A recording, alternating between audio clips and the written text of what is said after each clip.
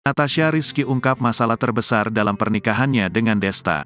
Hal ini terungkap saat momen curhat dengan Kiai Haji Quraisy Shihab dan Najwa Shihab. Natasha Rizky mengungkapkan masalah terbesar dalam pernikahannya dengan Desta. Natasha Rizky atau yang akrab disapa Caca itu mengaku berat menghadapi perbedaan pendapat dengan Desta. Hal ini tak jarang membuatnya merasa down.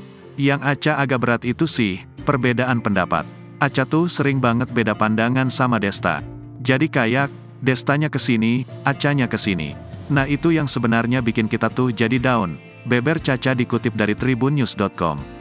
Najwa Shihab lantas menanyakan lebih dalam terkait perbedaan apa yang sulit menyatukan keduanya. Menjawab hal itu, Desta kemudian membeberkan berbagai hal yang memicu perbedaan. Berbagai macam hal, memandang kehidupan, memandang keyakinan. Gimana ya, contoh kecilnya gimana cara membesarkan anak juga. Jadi banyak sekali hal-hal yang mungkin kita berdua itu sangat beda banget, jelas Desta.